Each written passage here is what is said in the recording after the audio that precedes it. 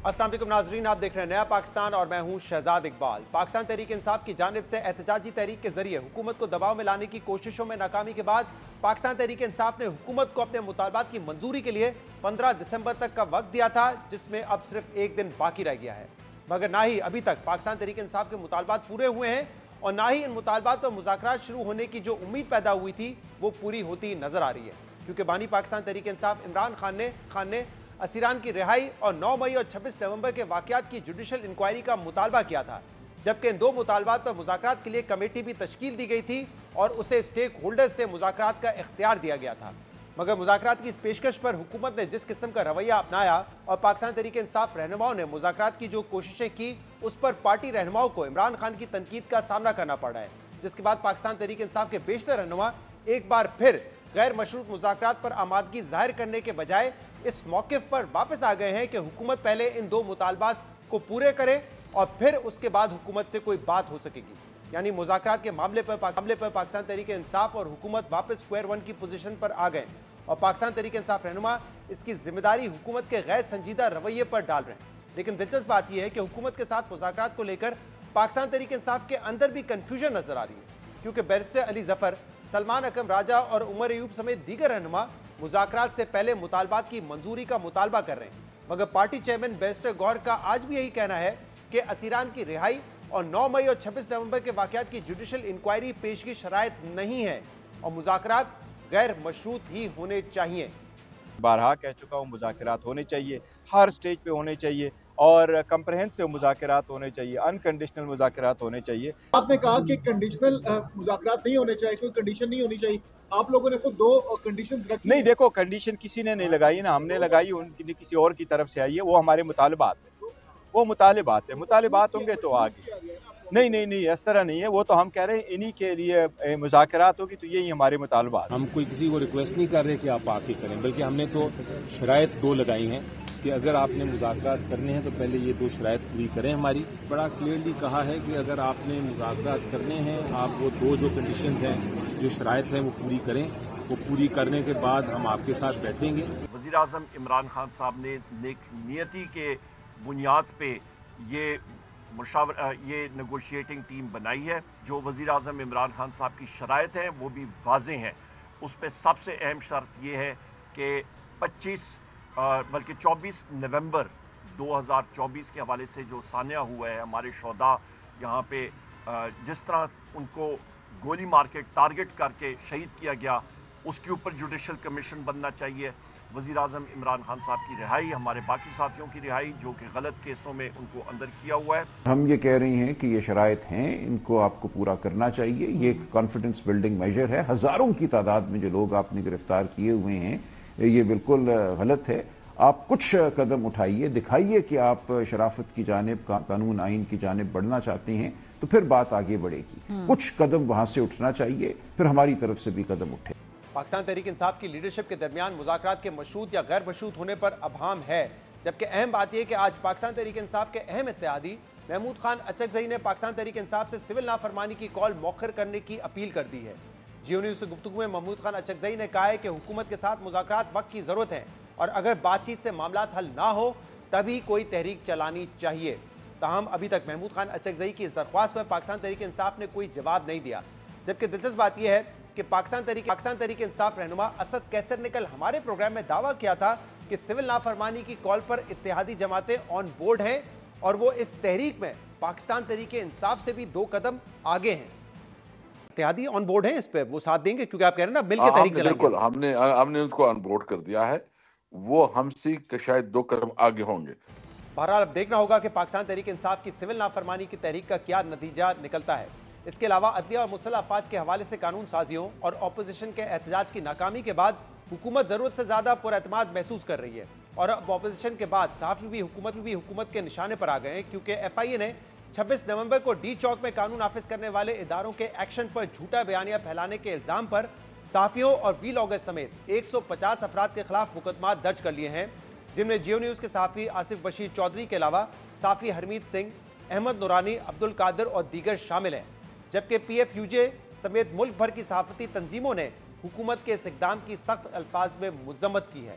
इन तमाम मामलों पर हम सबसे पहले बात करेंगे सोहेल वड़ाइच से, और इसके बाद आसिफ वसी चौधरी साहब भी हमारे साथ मौजूद हो। सबसे पहले बात करते हैं सीनियर सहाफ़ी और तजज़ियाकार सोहेल वड़ाइच से। सोहेल साहब, बहुत बहुत शुक्रिया वक्त देने के लिए। आप एक अरसे से कह रहे हैं कि जो इस वक्त सियासी तनाव है उसका हल एक ही है कि तमाम फरीकैन बैठें और मुज़ाकरात करें, लेकिन मामला यह है कि जब एक फरीक तैयार होता है तो दूसरा नहीं होता, जब दूसरा होता है तो पहला नहीं होता। तहरीक इंसाफ एक अरसे तक ये कहती रही कि हम इस्टेब्लिशमेंट से बात करेंगे, असल ताकत उनके पास है, नून लीग और पीपल्स पार्टी से बात नहीं करेंगे। लेकिन अब उन्होंने एक कमेटी बनाई, मुज़ाकरात की ख्वाहिश रखते हैं, लेकिन अब हुकूमत ये कह रही है कि नहीं, क्योंकि जनरल फैज़ का मामला आ गया है, क्योंकि अब इनके पास कुछ बचा नहीं है, इसलिए बात करने के लिए हमारे पास आ रहे हैं। लेकिन अब हुकूमत बात करने के मूड में नहीं नजर आ रही। आपको कितनी संजीदगी लग रही है इन मुज़ाकरात में, और आपको लग रहा है इम्कान है कि कोई संजीदा मुज़ाकरात हो सके इस माहौल में?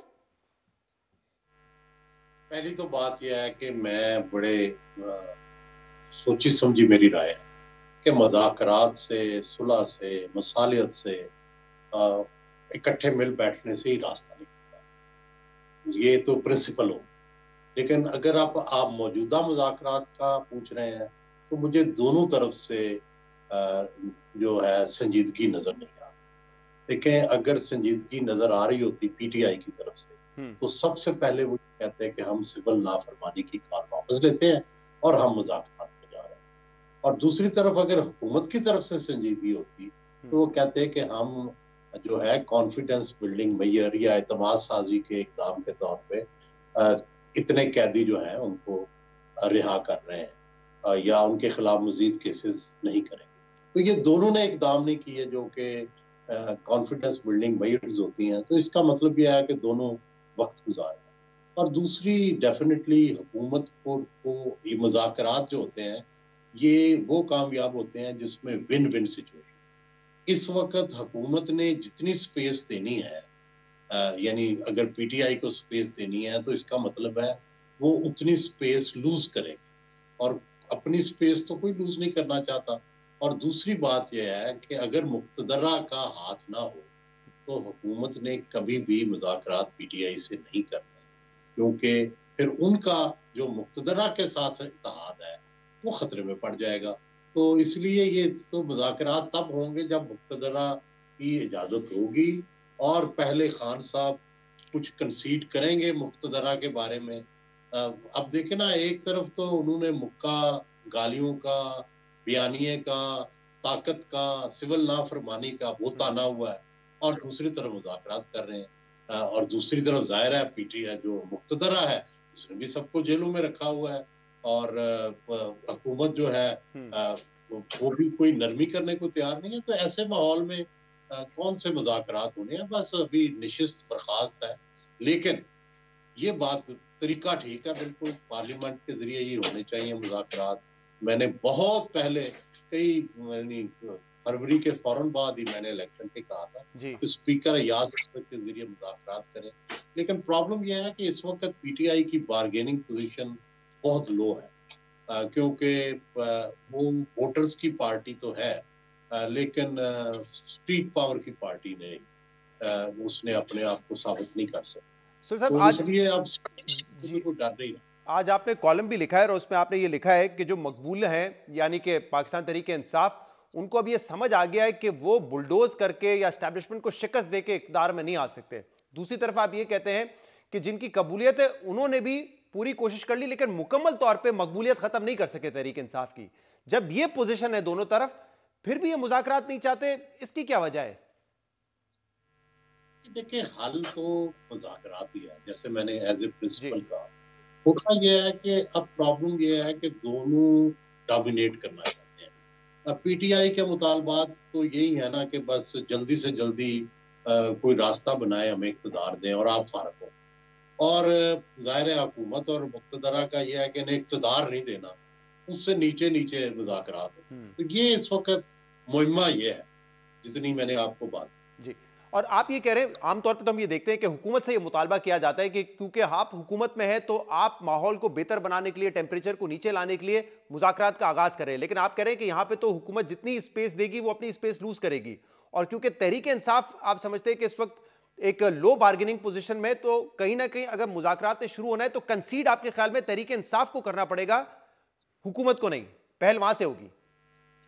जी जाहिर है आपको पता है जिसकी बार्गेनिंग पोजीशन कमजोर होती है उसको ही कंसीड करना पड़ता है। तो वरना अदरवाइज आप समझ रहे हैं कि मामला इसी तरह चलता रहेगा, तो स्ट्रेटजी क्या है कि तहरीक इंसाफ को मजीद कमजोर किया जाए, पीटीआई मजीद कमजोर हो, तब कोई माहौल बनेगा, या ऐसे ही मामला चलता रहेगा जो सुनने में आता है कि कम से कम इस सेटअप में 2.5-3 साल चलना है?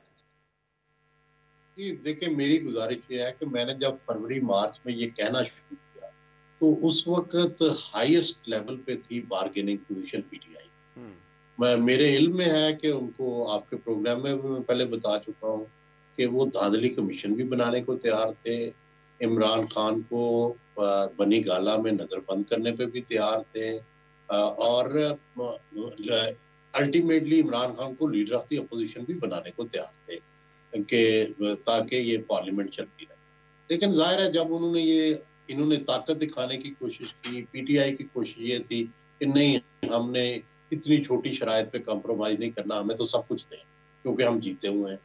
अच्छा, तो जाहिर है वो देना नहीं चाहते थे, तो इस कश्मकश में इन्होंने अपनी स्ट्रीट पावर की तरफ रजू किया, मुख्तलिफ स्टेप्स लिए। पहले पार्लियामेंट में कोशिश की, अब पार्लियामेंट में नाकाम हुए, फिर अदलिया की तरफ तवक्को बांधी, उन्होंने अदलिया को भी न्यूट्रलाइज कर लिया। फिर उन्होंने पहले फौज से उम्मीदें बांधी, फौज के अंदर भी हमायत मौजूद थी पीटीआई की, वो भी खत्म हो गई। फिर इंटरनेशनल साइड पे उन्होंने जाने की कोशिश की, आईएमएफ का पैकेज भी आ गया और कोई इंटरनेशनल कोई इतने इनके लिए कोई ट्रबल भी नहीं हुई, गल्फ कंट्रीज इनके साथ खड़े हो गए। तो फिर स्ट्रीट पावर की तरफ आए, ये आपने देखा 2-3 मार्चेस किए, ये किए, तो स्ट्रीट पावर में भी उन्होंने ओवर पावर कर लिया। तो अब जाहिर है इनके पास यही रास्ता है कि कुछ और कंसीड करें और एक लंबा चलाएं रिकंसिलिएशन को, ये मायूस ना हो जाए 10 दिन बाद। अल्टीमेटली तो रिकंसिलिएशन होनी है, तो पहले कन्फ्रंटेशन के माहौल को नीचे लाएं और रिकंसिलिएशन की तरफ जाएं। फिर बिल आखिर मेरा ख्याल है मुक्तदरा के पास भी जाहिर है एक मकबूल पार्टी को बहुत देर तक दूर रखकर वो ये तो चाहते हैं कि हुकूमत में ना आए इमरान खान, लेकिन वो ये भी चाहते हैं कि मईशत जो है उसके लिए ज़रूरी है इस्तेकाम। तो वो ये चाहेंगे कि इतना एकोमोडेट ज़रूर खान साहब को करें और उनकी पार्टी को कि उनको उनकी मुश्किलात जो है इस्तेकाम के रास्ते में वो कम हो। उनको बलूचिस्तान में, खैबर पख्तूनख्वा में और बड़े चैलेंजेस हैं, वो पंजाब के चैलेंज या खैबर पख्तूनख्वा की मुंतखब हुकूमत के चैलेंज को खत्म कर, मतलब कहीं ना कहीं ये सोच है कि हाँ अगर इस्तेकाम चाहिए तो पाकिस्तान तहरीक इंसाफ को इवेंचुअली इंगेज किसी न किसी लेवल पे किया जाए तो वो बेहतर है। अब ये जो दोबारा ऑपोजिशन इत्तेहाद बन रहा है, अचकजई साहब आ गए हैं, एमडब्ल्यूएम साथ आ गई है, सॉरी कुछ कह रहे हैं सोहेल साहब? बात है ना कि कोई बंदा ये सोचे कि भाई मैंने अगले की गले पे छुरी चला के मुज़ाकरात करने हैं, तो वो तो कोई नहीं करे, ठीक है। या ये आप कहें कि मुझे अपनी कुर्सी दे दो, ये तो कोई नहीं देगा। उससे नीचे नीचे कि सामने वाली कुर्सी पे आप बैठ जाएं, ये तो पॉसिबल है। ये भी पॉसिबल है कि आप जेल से निकल के नजरबंदी में आ जाएं, लेकिन फिर आपको खामोश रहना पड़ेगा। तो वो ये सारा प्रोसेस जो है इसमें तो अभी, लेकिन मुझे नहीं लगता कोई ना संजीदगी है, ना मुक्तदरा का इस पर हाथ है इन मुज़ाकरात पर, और ना ही नून ये रिस्क ले सकती है कि वो कोई इनके साथ बैठ जाए बगैर मुक्तदरा के साए के और अब तो वैसे तहरीक इंसाफ अपने जो इत्तेहादी थे ऑपोजिशन में उनको भी दोबारा मिलाने की कोशिश करी, लेकिन कुछ अरसे पहले ये डिबेट चल रही थी और मुझे याद है आपसे भी बात हुई थी, आपने लिखा भी था नेशनल गवर्नमेंट के इम्कान पर, वो इम्कानात भी अब खत्म हो गए अगर कोई ऐसी सोच थी तो कहता हूं कि जाना तो उसी तरफ जाए, ठीक है। लेकिन क्वेश्चन ये है ना कि ना मुक्तदरा को, मौजूदा मुक्तदरा को, ना हुकूमत को ये सूट करता है कि अभी से कौमी हुकूमत बना के बैठ जाए, ठीक है। वो कौमी हुकूमत तो बनती है इलेक्शन से पहले, ठीक है। तो क्या अभी वो इलेक्शन करवाना चाहते हैं? नहीं, बिल्कुल नहीं करवाना चाहते। कोई इलेक्शन की तरफ जाना भी नहीं चाहता, ना एस्टेब्लिशमेंट ना हुकूमत। पीटीआई जाना चाहती है, लेकिन जाहिर है उन्हें तो ये मुतालबा काबिल कबूल नहीं है। दूसरी बात ये कह रहे हैं कि जी कोई हुकूमत अभी जा रही है, अभी नहीं है। अभी तो देखो जब तक पीटीआई का जो है और मोराल वो वीक नहीं करते और उसको और नहीं झुकाते, तो उस वक्त तक ना मुज़ाकरात होंगे, ना कोई कौमी हुकूमत की सोच होगी, ना इंतखाबात की कोई बात होगी। तो क्योंकि जाहिर है मौजूदा एस्टेब्लिशमेंट तो कभी भी नहीं चाहती कि पीटीआई दोबारा बरसर इक़्तिदार आए। सही है, क्योंकि अगर उनकी बातें सुने तो उनका तो बयानिया बहुत ही सख्त है। वो तो हुब्बुल वतनी और गैर मुहिब्बुल वतनी तक वो पहुंच जा चुके हैं। तो मामला यानी काफी गंभीर है। और सजब की यही वजह है कि इमरान खान ने भी ये भांप लिया है, क्योंकि पहले उन्होंने कमेटी बनाई, मुज़ाकरात की पेशकश की, लेकिन जब इस तरह की बातें चलने लगी कि बिल्कुल कंसीड कर रही है तहरीक इंसाफ, तो अब इमरान खान भी कहीं ना कहीं ऐसा लग रहा है दोबारा अपनी पोजीशन से पीछे हट रहे हैं। वो कह रहे हैं कि मैं तो हैरान हूं पार्टी के रवैये पे कि बाहर इतना दोस्ताना माहौल क्यों चल रहा है। असल में ये भी प्रॉब्लम है ना कि नाकाबिले एतबार है दोनों फरीक एक दूसरे के। तो मुज़ाकरात तो उस वक्त होते हैं जब एक दूसरे पे एतबार किया जाए। किसको पता है कि खान साहब किस वक्त कमेटी खत्म कर दें, किसको पता है खान साहब किस वक्त कह दें कि नहीं भाई कोई मुज़ाकरात हमने करना ही नहीं है। इसी तरह जो हमारी एस्टेब्लिशमेंट है उसके लिए अभी तो इमरान जो है वो उसके लिए कोई स्पेस मुझे नजर नहीं आता। ठीक है, तो जब स्पेस ही नहीं है तो फिर क्या मुज़ाकरात होंगे, लेकिन होनी चाहिए। इमरान खान का भी रवैया गलत है, मुक़्तदरा का रवैया भी गलत है, और इमरान खान के जो इंतहा पसंद हामी है उनका तो बहुत ही गलत है। वो गालियां निकालते हैं जनरल्स को, जर्नलिस्टों को, अवाम को, सियासतदानों को, और खुद सारे बाहर बैठे हैं, और उसका नुकसान किसको होता है? इमरान खान को। तो ये तो बजाय इमरान खान के दोस्त होने के उसके दुश्मन है कि उसको जेल में रखने में ममदो मामन है, बजाय इसके कि उसको रिहा करवाने में कोई हेल्प करे। और सोहेल साहब, आज वैसे महमूद खान अचकजई साहब का बयान सामने आया है कि वो पीटीआई को कोशिश करेंगे कि इस बात पे मनाएं कि जो सिविल नाफरमानी की कॉल उन्होंने दी हुई है उसको मौखर करें। लेकिन आपने भी आज लिखा है, आपने तो ये लिखा है कि अगर ये सिविल नाफरमानी की कॉल के साथ आगे बढ़ते हैं तो फिर अली अमीन गंडापुर का जाना लाजिम हो जाएगा, यानी कि पीटीआई की हुकूमत खैबर पख्तूनख्वा से खत्म हो जाएगी। जी, मेरा ख्याल है कि ये पिछली दफा ही ये तय हो चुका है कि अब ये लास्ट चांस था। अली अमीन गंडापुर साहब के जो गवर्नमेंट के अंदर और जो एस्टेब्लिशमेंट के कई लोग ये समझते थे कि पीटीआई की हुकूमत नहीं खत्म करनी चाहिए। उसकी मल्टीपल रीजंस है, तालिबान का मसला है, मेजॉरिटी है, ये वो सारे मसाइल की वजह से वो समझते तो नहीं। लेकिन बिल आखिर ये तय हुआ कि अगर ये कंटिन्यू करते हैं तो इसी तरह की स्ट्रेटजी, तो फिर जो भी उसके नतायज हों, गंडापुर हुकूमत या पीटीआई की हुकूमत जो है इसको रुखसत कर दिया जाएगा। अगर उन्होंने इस तरफ स्टेप बढ़ाया तो डेफिनेटली ये हुकूमत पहले ही फैसला कर चुकी है, और मुक़्तदरा भी, कि फिर वो, और मैंने तो वाकया भी लिख दिया है कि परवेज खटक साहब से वजीर दाखिला की मुलाकात से और क्या मतलब दिया।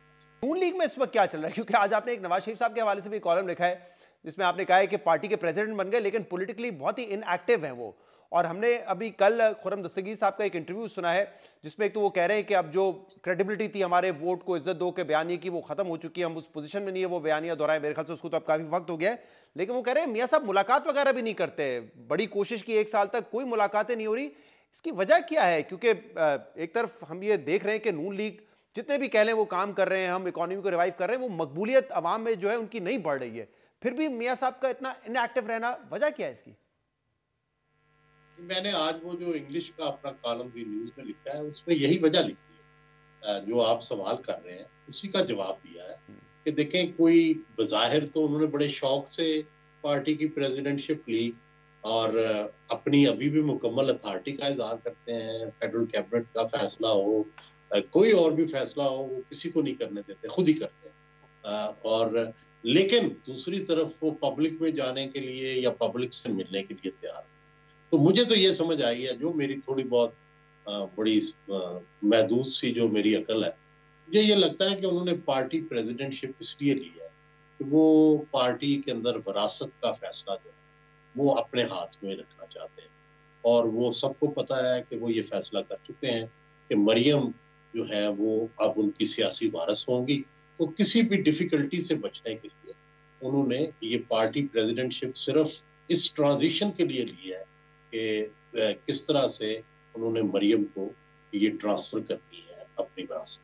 क्योंकि पहले वो प्रेसिडेंटशिप जो है वो शहबाज शरीफ साहब के पास थी और वहां से मुंतकली मरियम तक मुश्किल हो जाती, इसलिए दोबारा वो खुद सदर बने ताकि ट्रांजिशन ऑफ पावर स्मूथली हो सके टू मरियम नवाज। बिल्कुल, मेरा यही अंदाजा है। बहुत बहुत शुक्रिया। सोहेल वड़ैल साहब हमारे साथ मौजूद थे। अब हम बात करेंगे एफआईए केसेस के हवाले से।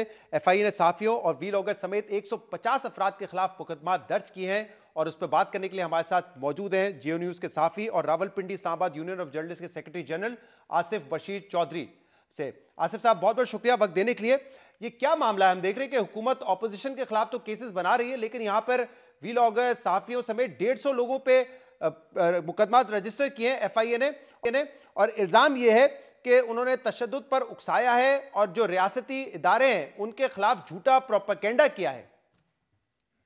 जी शुक्रिया शहजाद साहब। देखें, आज Pakistan federal union of journalist ने भी इस हवाले से एक बयान जारी किया है और इसी तरह यहाँ इस्लामाबाद में हमारी RIUJ की मीटिंग भी हुई है जिसमें PFUJ की लीडरशिप भी मौजूद थी, नेशनल प्रेस क्लब की लीडरशिप भी मौजूद थी और इसमें ये बात जो है इस पे बड़ी तशवीश का इजहार किया गया कि थोक के हिसाब से बग़ैर किसी इंक्वायरी के, बग़ैर किसी नोटिस के FIA के मुकदमात का इंदराज किया जा रहा। आपको पता है कि FIA 3 नोटिस के बग़ैर मुकदमा दर्ज नहीं कर सकती, लेकिन यहाँ पे थोक के हिसाब से मुकदमात का इंदराज हो रहा है, लोगों को बुक किया जा रहा है, गिरफ्तारियाँ की जा रही हैं और बड़ी ही शदीद तशवीश का इजहार आज के बयानात में किया गया है आज़ादी इजहार राय के हवाले से और सहाफ़त की जो सूरत हाल है पाकिस्तान के अंदर इसके ऊपर।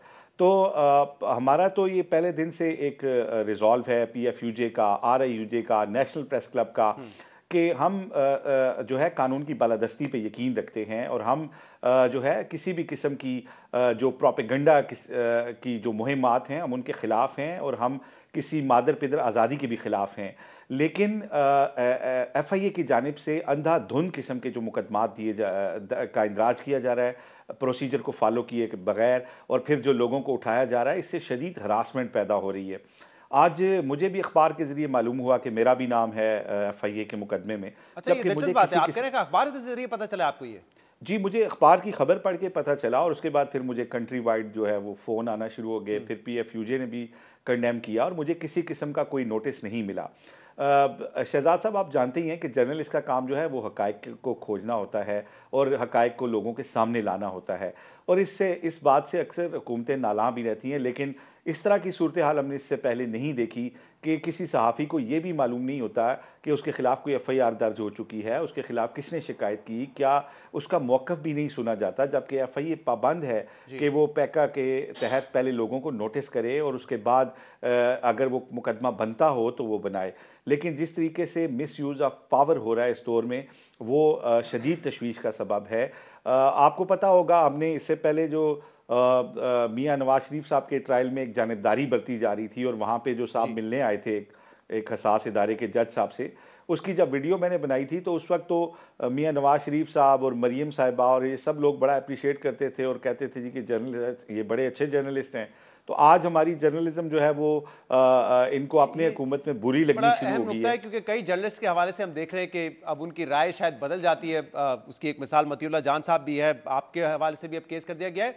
लेकिन ये जो आज स्टेटमेंट है PFUJ का और दीगर मरतबा आप लोग भी ये कह चुके हैं कि फेक न्यूज़ के आप लोग खिलाफ हैं, फेक प्रोपेगेंडा के खिलाफ है, लेकिन यहाँ पे अहम बात यह है कि आप कह रहे हैं बगैर इंक्वायरी के और सहाफ़ी को पता भी नहीं होता कि उसने क्या खबर ऐसी की है या कौन सी ऐसी बात की है जिसकी बुनियाद पर ये केसेस बने। तो प्रॉपर इंक्वायरी हो, पता चले किसने फेक न्यूज़ फैलाई है, प्रोपेगेंडा किया, उसके खिलाफ केस बनना एक और बात है।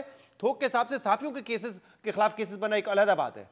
जी बिल्कुल शहजाद साहब, ये बिल्कुल आप सही कह रहे हैं कि हम समझते हैं कि हम अपने लिखे के लिए, हम अपने बोले के लिए जवाबदेह हैं और अगर इससे हमने कोई गलत खबर की है तो हम उसके लिए अकाउंटेबल हैं। लेकिन उसका एक तरीकाकार होता है और वैसे तो हम तो पैका के इसलिए भी खिलाफ थे कि पूरी दुनिया में सिर्फ 3 ममालिक हैं पाकिस्तान समेत, 2 अफ्रीका के ममालिक हैं और एक पाकिस्तान है जहाँ पे राय देना काबिल दस्तअंदाजी पुलिस है, वरना हद तक के कवानीन के तहत इनको डील किया जाता है। लेकिन अब उसके लिए जो प्रोसीजर था काबिल दस्तअंदाजी पुलिस वाला वो भी अडॉप्ट नहीं हो रहा, ना किसी को नोटिस होता है ना किसी की जवाब तलबी होती है। पहले FIR का इंदराज होता है और अचानक किसी बंदे को उठा लिया जाता है और पता चलता है कि FIA ने पैका के तहत उसके खिलाफ एक्शन लिया। तो ये बड़ी ख़राब सूरत हाल है। लोग अपनी राय देते हुए डरेंगे और पाकिस्तान आज़ादी इज़हार राय के इंडेक्स में मकसद भी यही है उनका, शायद मकसद भी यही कि साफ़ी किसी न डर जाएं। बहुत बहुत शुक्रिया आसिफ बशीर चौधरी साहब, आप हमारे साथ मौजूद थे। प्रोग्राम में एक ब्रेक शामिल करते हैं, मज़ीद बात करेंगे, हमारे साथ हैं। Welcome back. सिंध में पिछले काफी अरसे से जमीनों पर कब्जों, सरकारी इदारों में करप्शन और कराची में पानी माफिया को लेकर एक सिस्टम की बातें सामने आती रही हैं कि इस सिस्टम सूबे में कई गैर कानूनी और नाजायज कामों में मुलविस है और इस सिस्टम को सियासी और गैर सियासी अनासिर की पुष्पनाई हासिल है। और अहम बात यह है कि कराची के ताजिर बरादरी इस हवाले से आर्मी चीफ के सामने भी अपने इन खदशात का इजहार करती रही है कि सिस्टम के तहत जारी करप्शन मुल्क और बिलखसूस कराची की तरक्की में बड़ी रुकावट है। इसी साल 21 नवंबर को army chief general Asim Munir से ताजरों की कराची में मुलाकात हुई और इस मुलाकात में भी ताजरों ने आर्मी चीफ को अपनी शिकायतों से आगाह किया, जिसके बाद अब इस मुबैना सिस्टम के खिलाफ कार्रवाई के आगाज की खबरें गर्दिश कर रही हैं और हमारे जराए भी सिस्टम के खिलाफ होने वाले एक्शन की तस्दीक करते हुए कह रहे हैं कि यह एक्शन आर्मी चीफ के पिछले माह ताजिर बरादरी से मुलाकात का नतीजा है। 2 रोज पहले सिंध में ब्यूरोक्रेसी और पुलिस में होने वाली तकर्रियों और तबादलों को सिस्टम के खिलाफ एक्शन से जोड़ा जा रहा है। द न्यूज के सहाफी इमदाद सुमरो की खबर के मुताबिक सिंध में रेवेन्यू और पुलिस डिपार्टमेंट से ताल्लुक रखने वाले मुतअद्दिद अहम अफसरान का तबादला कर दिया गया है। खबर के मुताबिक MD solid waste management board Syed Imtiaz Shah जो ग्रेड 21 के अफसर हैं उनका तबादला कर दिया गया है, जबकि DC Malir Irfan Salim Mirwani, DC Keamari Tahir Cheema, DC east Shahzad Afzal Abbasi और secretary land utilization Zameer Ahmed Abbasi का भी तबादला कर दिया गया है। इसके अलावा मुख्तलिफ थानों के SHOs और ASIs के तबादले भी कर दिए गए हैं और इन तमाम तबादलों का ताल्लुक सिंध में मौजूद सिस्टम से जोड़ा जा रहा है, जिस पर कराची के ताजर मुसलसल अपने तहफ़्फ़ुज़ात का इजहार करते रहे। देखिए 21 नवंबर को आर्मी चीफ से मुलाकात के बाद कराची के मारूफ बिजनेसमैन हनीफ गौहर ने क्या बताया था। कराची के जो लोग हैं उन्होंने अपने दर्द जो है तो अपना दिल के निकाल कर बताया कि कराची में कि हमारे साथ क्या क्या मजालिम हो रहे हैं और आज भी जो ये सिस्टम के नाम पर जो ये जमीनों पर कब्जे हो रहे हैं और ये जो लोग तंग कर रहे हैं और ये ब्यूरोक्रेसी जो तंग कर रही है, वो सब के सब लोगों ने कहा कि आप हमें एक्सपोर्ट बढ़ाने की बात करते हैं, आप हमें पैसा लेकर आने की बात करते हैं। तो यहाँ तो हमारे जितने जो इंडस्ट्री के सेक्टर्स हैं, किसी इंडस्ट्री सेक्टर के अंदर चले जाएं, वहाँ के रोडों का हाल देखें, पानी का जो माफिया है। आज कई सालों से पाकिस्तान का बिजनेसमैन जो है तो पानी के माफिया को खत्म करने की बात करता है, तो ना जो है तो हुकूमत खत्म कर सकी है, ना DG रेंजर्स खत्म कर सकें। तो ये बहुत ज्यादा लोगों ने एहतजाज रिकॉर्ड कराया पानी के ऊपर, टूटी हुई सड़कों के ऊपर। हनीफ गौहर बता रहे थे कि जब आर्मी चीफ ने उनसे मसाइल के बारे में पूछा तो उन्होंने बताया कि आज भी सिस्टम के नाम पे जमीनों पर कब्जे हो रहे हैं, ब्यूरोक्रेसी ताजरों को परेशान कर रही है और पानी माफिया का मसला ऐसा है जो DG रेंजर्स भी हल नहीं कर सके। जबकि इस मुलाकात के बाद ये खबरें भी सामने आई थी कि ताजरों ने आर्मी चीफ से लैंड रिकॉर्ड के डिजिटाइज ना होने का भी शिकवा किया था, जिस पर आर्मी चीफ ने कहा था कि यह काम तो निगरान वजीर खजाना सिंध यूनुस ढागा के दौर में ही हो चुका है, जिस पर ताजरों ने बताया कि जो काम उस वक्त हुआ था सिंध हुकूमत ने उसे भी रिवर्स कर दिया है। जिसके बाद कल ये अहम पेशरफ सामने आई है कि वजीर आला सिंध इमदाद अली शाह ने सूबे भर में जमीनों का रिकॉर्ड कंप्यूटराइज करने का हुक्म दे दिया है और अगले 2 हफ्ते में बोर्ड ऑफ रेवेन्यू को डिजिटल फॉर्म डिजाइन करके पेश करने की हिदायत की गई है। यानी वजीर आला सिंध ने बज़ाहिर ताजरों की शिकायत पर एक बार फिर जमीनों का रिकॉर्ड कंप्यूटराइज करने का हुक्म तो दे दिया है, मगर सिंध हुकूमत कराची के ताजरों की इन शिकायतों पर ज्यादा खुश नजर नहीं आ रही है, जिसका इज़हार मेयर कराची खुद कर चुके हैं। इस हवाले से मुर्तज़ा वहाब ने कुछ रोज पहले साफियों से गुफ्तगू में कहा था कि कराची के ताजर और सरमायाकारों ने कभी इस शहर को अच्छा नहीं कहा, वो बस शिकायतें ही लगाते रहते। आपने जो बिजनेसमैनों की बात की, मुझे दुख होता है। अच्छे हालात हों तब भी ये बिजनेसमैन बुरी बात करते हैं, बुरे हालात हो तब भी बिजनेसमैन ये बुरी बात करते हैं। जो बात की गई, अगर किसी का कोई ज़ाती इशू है और ये जो पानी के हवाले से बात की गई है ना, मैं पानी की माफिया के खिलाफ था, खिलाफ हूँ और खिलाफ रहूँगा। ये सब सॉइल माफिया के खिलाफ क्रैकडाउन हमने किया था और ये बिजनेसमैन जो हैं हमारे सिर्फ इल्ज़ामात लगाते हैं। तो खुदारा अपने छोटे छोटे से मकासद के चक्कर में कोई केयर टेकर मिनिस्टर बनना चाहता है, कोई वैसे एडवाइज़र बनना चाहता है, कोई कभी हमसे मिलना चाहता है, उस चक्कर में जो इस तरह की इल्ज़ामात की जो चीज़ें करते हैं ना, इससे इज्तनाब करें। सिंध में इस वक्त क्या चल रहा है, हम इस अहम मामले पर बात करेंगे, जिसके लिए हमें ज्वाइन किया है मारूफ बिजनेसमैन हनीफ गौहर ने, जो कि उस दिन आर्मी चीफ के साथ मुलाकात में मौजूद थे। हनीफ गौहर साहब, बहुत बहुत शुक्रिया, आपने वक्त दिया। उस दिन आपने ये शिकवे किए थे कि सिस्टम है सिंध में जो ऑपरेट कर रहा है, जिसकी वजह से बड़ा नुकसान होता है, करप्शन भी है, लैंड माफियाज भी वहाँ पर ऑपरेट कर रहे हैं, पानी माफिया भी है, और आप लोगों को यकीन दहानी करवाई गई थी कि इन मसाइल का हल निकाला जाएगा। और इसके बाद हम देख रहे हैं कि बड़े पैमाने में सिंध में ट्रांसफर पोस्टिंग्स हुई हैं और कल मुराद अली शाह साहब ने यह भी कहा है कि जमीनों का रिकॉर्ड जो है वो दोबारा कंप्यूटराइज कराया जाएगा। तो क्या ये जो सब कुछ हो रहा है, ये उसी मीटिंग का नतीजा है जो आप लोगों की हुई आर्मी चीफ के साथ? जी बहुत शुक्रिया शहजाद इकबाल साहब। जी बिल्कुल, जिस तरह से आपने अपने इंट्रो में बताया, बिल्कुल इसी तरह से हुआ है क्योंकि ये जो हमारा जो जमीनों पे कब्जों का मामला और शहर पे बदमनी का मामला था, ये हम गुज़िश्ता 3 साल से कंटिन्यू आवाज उठा रहे थे, लेकिन इस आवाज उठाने का कोई इतना फायदा हमें नहीं हुआ जितना फायदा हमें आर्मी चीफ के सामने आवाज उठाने का हुआ। तो हमने पहले भी बताया था आर्मी चीफ को, जब अभी ये मुलाकात हुई थी और इससे पहले 2 महीने पहले मुलाकात हुई थी, लेकिन उस 2 महीने की मुलाकात में भी हमने आर्मी चीफ साहब से ये सारी गुजारिशात की थी कि आप इन्वेस्टमेंट लाने के लिए बात करते हैं तो इन्वेस्टमेंट पाकिस्तान में कैसे कोई लेकर आएगा, कि जबकि यहाँ पे सारा माफिया काम कर रहा है शहर के अंदर। जब तक ये सिस्टम खत्म ना किया जाएगा, जमीनों पे कब्जे खत्म नहीं होंगे, जो पुलिस जो तो पुलिस और ये रेवेन्यू के सारे अफसरान ये सब के सब मिले हुए आपस के अंदर। एसएचओ के पास हम जाते हैं, एसएचओ के बस में कुछ नहीं होता। हम अपने आप को समझते हैं कि जो हम अपने साथ हुई थी ज्यादती की एक एफआईआर तक नहीं कटवा सकते, तो हम बताएं कि हम अपने आप को बहुत ताकतवर समझते हैं शहर में रहने वाले, लेकिन हमें उस वक्त मालूम होता है कि जनाब हमारी तो ये हैसियत है कि हम अपने साथ वकूआ हुआ हमारे साथ ज्यादती हुई भी, हमारी जमीन पे कब्जा हुआ हुआ, हमारे दफ्तर पे कब्जा हुआ हुआ, हमारी डीवीआर निकाल के लेके गए, हमारे लैपटॉप उठा के लेके गए, हमारे दफ्तर का कैश उठा के लेकर गए, लेकिन हम इतने बेबस हैं कि हम अपनी एफआईआर भी नहीं कटवा सकते। तो ये सब कुछ हमारे साथ हुआ जो मैं आपसे बात बता रहा हूँ। सही, मैं आपसे ये गुजारिश करूं कि जब आर्मी चीफ को हमने एक मरतबा कहा और अब जब दोबारा 2 महीने के बाद कहा, तो ये उसका शाखसाना है कि आर्मी चीफ ने तब अपना डंडा उठाया और क्लियर इंस्ट्रक्शंस दिए हैं कि मुझे ये सिस्टम नहीं चाहिए इस शहर में, अब इस सिस्टम को कोलैप्स करें, खत्म करें। तो अल्लाह का शुक्र है कि देर आए दुरुस्त आए, कम से कम आज आर्मी चीफ के कहने के बाद ये सिस्टम का खात्मा होना शुरू। इंपॉर्टेंट बात करें, आप कह रहे हैं कि एश्योरिटी दी गई थी कि ये जो सिस्टम है इसका खात्मा होगा, इसको कोलैप्स किया जाएगा, लेकिन आप समझते हैं कि अफराद के बदल जाने से ये अचीव किया जा सकता है? क्योंकि इसके लिए सबसे इंपॉर्टेंट बात ये कि इंटेंट हो, नीयत हो कि ये सिस्टम का खात्मा करना है।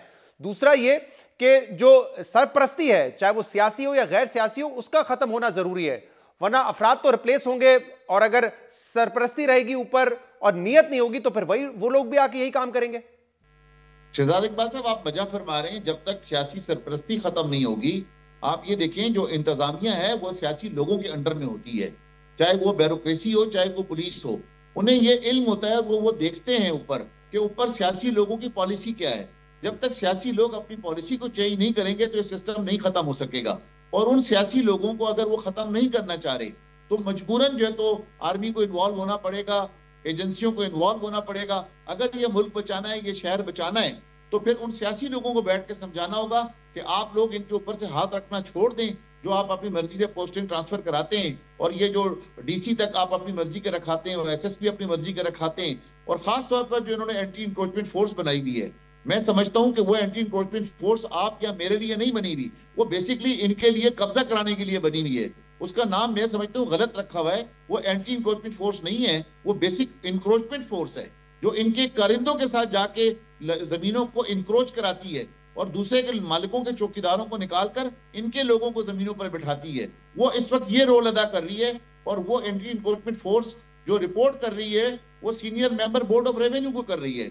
अब आप ये देखें कि पुलिस फोर्स जो है उन्हीं मोबाइलों में आती है, आम आदमी को यही पता होता है कि ये पुलिस है, वो आगे से कुछ नहीं कर सकते, मजबूर होते हैं, लेकिन वो आईजी और एडिशनल आईजी और तमाम डीआईजी इस लेवल पर इतने मजबूर होते हैं कि अगर वो आपकी वैसे तो हनीफ गौहर साहब होना तो ये चाहिए कि जो सियासी हुकूमतें हैं वो ये मसाइल को हल करें, क्योंकि जाहिर सी बात है प्रोविंशियल ऑटोनॉमी उनके पास है, इख्तियारात उनके पास है, ये मसाइल उनको हल करने चाहिए। लेकिन जब आप लोगों ने ये शिकवे किए आर्मी चीफ से कि क्या मसाइल हैं, उसके बाद आपने सुना होगा बिलावल भुट्टो साहब के तर्जुमान है और मेयर कराची हैं मुर्तज़ा वहाब साहब, उन्होंने बड़ा बुरा मनाया था और उन्होंने ये कहा था कि ये बिजनेसमैन जो है जाके शिकायतें लगाते हैं क्योंकि इनके अपने जाती मफादात जुड़े हुए हैं। आप हमें बताएं कि हमारे क्या जाती मफादात होते हैं। हम बिजनेसमैन कारोबारी अगर इस पाकिस्तान में कारोबार करना छोड़ दे तो ये गवर्नमेंट के टैक्सेस कहां से कलेक्ट होंगे? ये 18वीं तरमीम के बाद जो इतना बड़ा जो इनकम जनरेट होती है सूबों के पास, ये कहां से आएगी? ये हुकूमतें कैसे चलाएंगे? ये मुल्क तो चला बिजनेसमैन रहा है, ये चैरिटी के काम तो कर बिजनेसमैन रहा है, तो खाली मुर्तजा वहाब के कहने से तो क्या मकसद है कि सारे के सारे बिजनेसमैन खराब हो गए? मैं नहीं समझता। मुर्तजा वहाब को अल्लाह ने इज्जत दी है, उन्हें सोच कर बात करनी चाहिए कारोबारी लोगों के लिए। आप ये देखें कि मुर्तजा वहाब के स्टेटमेंट को ताजर बरादरी ने बहुत बुरा मनाया है। एक तरफ आर्मी चीफ जो है ताजर बरादरी को मिला के इंश्योरेंस दे रहे हैं कि आप पाकिस्तान में सरमाया लेकर आए, पाकिस्तान में कारोबार करें, और दूसरी तरफ आप जो है तो मुर्तजा वहाब एक जो है तो आके कारोबारी लोगों को जो है तो डिस्करेज लेकिन उनके एक बयान का फायदा भी हुआ ना हनीफ गौर साहब, उनके बयान का एक फायदा हुआ। उन्होंने मिसाल दी सियालकोट के कारोबारी तबके की, सनतकारों की, कि वहां पे देखिए एयर सियाल उन्होंने लॉन्च किया, तो अब आप लोगों ने भी एयर कराची लॉन्च करने का ऐलान कर दिया। एक फायदा भी हुआ है उनके बयान का। जी बिल्कुल शहजाद इकबाल साहब, जिस तरह आर्मी चीफ ने यकीन दहानी कराई कराची के बिजनेसमैन को जी, तो उसको सामने रखते हुए कराची के बिजनेसमैन ने भी ये सोचा कि सियालकोट एक छोटा सा शहर है, हम कराची के लोग जो है तो 3-4 करोड़ की आबादी का शहर है, तो क्यों ना हम कोई ऐसा काम करें जाके कराची का नाम ऊपर जाए।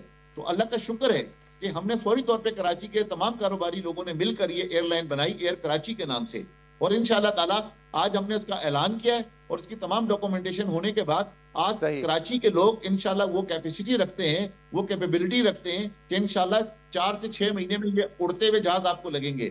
आइंदा जब कराची आप आएंगे इस्लामाबाद से प्रोग्राम करके, तो इंशाल्लाह आप एयर कराची में आएंगे। ठीक है, लेकिन गौर साहब एक मुझे बात ये भी बताइएगा कि हमने ये सिस्टम को तोड़ना, ये बातें पहले भी सुनी है। मुझे याद है राहिल शरीफ साहब के दौर में बड़ा ऑपरेशन हुआ था और यही बातें की गई, काफी अरेस्ट हुए थे कि सिस्टम को तोड़ा जाएगा, लेकिन वो सिस्टम अगर आर्जी तौर पे उसके लिए कुछ इकदाम भी लिए जाते हैं, वो पलट के वापस आ जाता है। तो अब कोई एश्योरिटी है कि एक लॉन्ग लास्टिंग होगा और जिस सिस्टम की और करप्शन की आप बात करते हैं वो उसका खात्मा होगा मुकम्मल तौर पे?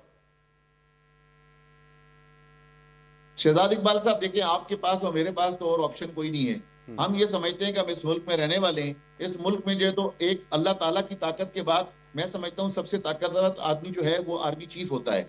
अब अगर आर्मी चीफ ने एश्योरेंस दी है और उसके बाद भी अगर चीजें खराब होती हैं, तो मैं समझता हूं कि ये फिर इंस्टीट्यूशन के लिए बुरी बात होगी। तो हम तो आर्मी चीफ के एश्योरेंस के बाद कराची के लोगों ने एक दोबारा जोश और जज्बे के साथ काम करना शुरू किया है, अपनी इन्वेस्टमेंट बाहर भेजना बंद की है और अपनी दूसरी बाहर भेजी हुई इन्वेस्टमेंट वापस लेकर आ रहे हैं आर्मी चीफ के एश्योरेंस देने के बाद। अगर फिर भी कराची के बिजनेसमैन के साथ ज्यादती होती है और ये माफिया के लोग अगर दोबारा कराची के लोगों को तंग करते हैं, तो हमारे पास कोई ऑप्शन नहीं है कि हम दोबारा आर्मी चीफ से शिकवा करें, गिला करें, जिस तरह से हमने पिछले दिनों गिले शिकवे किए हैं, जिस पर कुछ लोग नाराज हुए हैं। बहुत बहुत शुक्रिया, बहुत बहुत शुक्रिया। सनतकार हनीफ गौहर साहब हमारे साथ मौजूद हैं। एक ब्रेक शामिल करते हैं, मजीद बात करेंगे इसके बाद। Welcome back. पाकिस्तान में चैंपियंस ट्रॉफी के इनेकाद में अब सिर्फ 67 रोज बाकी रह गए हैं, मगर अभी तक ना आईसीसी ने टूर्नामेंट के शेड्यूल का ऐलान किया है और ना ही अभी तक इस बात पर फैसला हो सका है कि यह टूर्नामेंट किस मॉडल पर खेला जाएगा। इस हवाले से पिछले 2 हफ्ते से भारतीय और पाकिस्तानी मीडिया में जराए के हवाले से खबरें आती रही हैं कि बीसीसीआई और आईसीसी पाकिस्तान क्रिकेट बोर्ड के फ्यूजन मॉडल पर आमादा हो चुकी है, मगर आईसीसी ने अभी तक कोई हतमी ऐलान नहीं किया है। पाक भारत क्रिकेट बोर्ड और आईसीसी के दरमियान इस वक्त क्या चल रहा है, इस मामले पर हम बात करेंगे, जिसके लिए हमें ज्वाइन किया है भारतीय साफी सुशांत मेहता ने। सुशांत, बहुत बहुत शुक्रिया, आपने हमें ज्वाइन किया। चैंपियंस ट्रॉफी 2025 के हवाले से वैसे तो फैसला 29 नवंबर को होना था कि किस मॉडल के तहत ये खेली जाएगी, लेकिन आईसीसी ने इस पर अब तक कुछ नहीं कहा है। लेकिन कल जराए से फिर ये खबरें सामने आई कि हाइब्रिड मॉडल या फ्यूजन मॉडल पर इत्तेफाक हो गया है। आप बताइएगा, कोई कंफर्मेशन आई है इस हवाले से बीसीसीआई की तरफ से अब तक? देखिए, ऑफिशियल कंफर्मेशन कोई भी नहीं है, लेकिन इन प्रिंसिपल अग्रीमेंट आ चुका है कि ये फ्यूजन मॉडल ही होगा। पाकिस्तान में 10 मैच खेले जाएंगे, इंडिया वर्सेस पाकिस्तान दुबई में होगा, फाइनल में अगर इंडिया आती है तो वो भी दुबई में होगा, पहला सेमीफाइनल शायद कराची में होगा। ऐसी खबरें आ चुकी हैं, पूरा एक टेंटेटिव स्केड्यूल भी आ चुका है। ऑब्वियसली वो स्केड्यूल पहले बना चुके हैं, हाइब्रिड मॉडल पे रजामंदी भी दे दी है दोनों देशों ने। यस, पाकिस्तान ने ये मांग करी है कि जब 2026 में T20 वर्ल्ड कप होगा तो वो अपने मैचेस श्रीलंका में खेलेंगे और देखा जाएगा कि सेमीफाइनल फाइनल में क्या होता है। अगर पाकिस्तान आ जाता है फाइनल में 2026 में, तो वो भी बोल रहे हैं फिर हम भी अपना मैच बाहर खेलेंगे। तो इन प्रिंसिपल अग्रीमेंट हो चुका है, बट ये सरप्राइजिंग है जैसा आपने बोला कि अभी तक ऑफिशियल कंफर्मेशन नहीं आई है। और सुशांत, क्योंकि पाकिस्तान ने ये कहा कि अगर इंडिया आके नहीं खेलेगा पाकिस्तान, तो फिर जो अगले 2 आईसीसी इवेंट्स हैं यानी 2027 तक पाकिस्तान भी इंडिया में जाकर नहीं खेलेगा। इस हवाले से पहले तो कहा जा रहा था कि कोई रिटन एग्रीमेंट होगा, तो क्या ऐसा ही है या सिर्फ प्रिंसिपली अग्री कर लिया जाएगा कि ठीक है जब इंडिया में होंगे आईसीसी इवेंट्स तो फिर पाकिस्तान यहां पे ना आए, न्यूट्रल वेन्यू पे खेल ले? आई डोंट थिंक कि कोई रिटन एग्रीमेंट हुआ है, नहीं तो अभी तक तो बात क्लैरिफाई हो जाती। अगर कोई साइन हुए होते तो बात कंफर्म हो जाती और रिलीज भी हो जाती, लेकिन ऐसा कोई रिटन एग्रीमेंट नहीं है। जैसे मैंने बोला, in principle I think agreement हो चुका है कि पाकिस्तान भी अपने मैचेस इंडिया में नहीं खेलेगा अंटिल द नेक्स्ट 3 इयर्स। आपने सुना है कि एक आईसीसी वुमेन्स आईसीसी ट्रॉफी भी पाकिस्तान में होस्ट होगी। तो ये आई थिंक नेगोशिएशन टेबल पे पाकिस्तान को मिला है and I think fair enough. अभी तो द अर्जेंसी इज शहजाद के भाई अब चैंपियंस ट्रॉफी करवा लीजिए, बिकॉज कब तक वेट करेंगे, ऐसा टूर्नामेंट कभी हुआ ही नहीं है। कि 70 दिन से भी कम रह गए हैं और अभी तक कंफर्मेशन ही नहीं है, शेड्यूल ही नहीं आया। इनफैक्ट पाकिस्तान में फैंस चाहते थे कि इंडिया यहां पर आए, खेले, ताकि विराट कोहली, रोहित शर्मा जैसे स्टार्स हैं उनको हम भी खेलता हुआ देखें पाकिस्तान में। लेकिन अब इशू ये है, अगर कोई रिटर्न एग्रीमेंट नहीं होता सुशांत, तो क्या बीसीसीआई अपनी कमिटमेंट पे पूरा उतरेगा? क्योंकि पिछले 2 हफ्ते पहले मैंने एक प्रोग्राम किया था और ये बताया था कि जब बिग 3 का मामला हुआ था और पाकिस्तान की सपोर्ट चाहिए थी उस वक्त, तो इंडिया ने कहा था कि पाकिस्तान के साथ वो 6 बायलैटरल सीरीज खेलेंगे जिसमें 4 पाकिस्तान में होंगी। लेकिन फिर इंडिया ने कभी भी वो सीरीज नहीं खेली, उन्होंने कहा कि हमारी हुकूमत हमें इजाजत नहीं देती है। तो अब जो भी कमिटमेंट होगी बीसीसीआई उसको पूरा करेगी? ये तो देखिए वक्त ही बता सकता है, ये तो वक्त ही बता सकता है कि बीसीसीआई कमिटमेंट पूरा करेगी, क्या कमिटमेंट है एग्जैक्टली, क्योंकि अभी तक कंफर्मेशन ही नहीं मिली है शहजाद। देखिए पहला तो ये है कि ठीक है, दोनों साइड से प्रेस या मीडिया आपको बता रही है, इंफॉर्मेशन दे रही है कि हाँ भाई इन प्रिंसिपल एग्रीमेंट हो गया। वो एग्रीमेंट क्या है? क्या मोहसिन नकवी ने आके बताया है, जयशाह ने बताया है, बीसीसीआई ने बताया, आईसीसी ने बताया? जी नहीं। तो पहले तो हमें ये बताया जाए कि एग्रीमेंट हुआ क्या है, ब्लैक एंड व्हाइट, कि पाकिस्तान आएगी नहीं आएगी 2026 में, और 2026 में देखेंगे कि क्या होता है। हो सकता है देखिए आप 2016 में भी आए हैं इंडिया, आप 2023 में भी आए हैं इंडिया, राइट? तो आप तो लगातार इंडिया आ रहे हैं, इंडिया नहीं गई है 2008 से। तो उस वक्त क्या होगा, उस वक्त के हालात क्या होंगे, अगर फाइनल इंडिया में खेला जाता है तो पाकिस्तान क्या ट्रैवल करेगी, वो उसी वक्त पता चलेगा। But right now what we know is कि ये चैंपियंस ट्रॉफी हाइब्रिड मॉडल में हो रही है और इंडिया पाकिस्तान नहीं जा रही। बहुत बहुत शुक्रिया सुशांत। और जैसे आपने कहा, सबसे इंपॉर्टेंट ये है कि आईसीसी जो है इस हवाले से जल्द ऐलान करे, क्योंकि टाइम जो है वो निकला जा रहा है। बहुत बहुत शुक्रिया, सुशांत मेहता हमारे साथ मौजूद थे। नाज़रीन, आज के प्रोग्राम में इतना ही। शो से इजाज़त दीजिए। अल्लाह हाफिज़।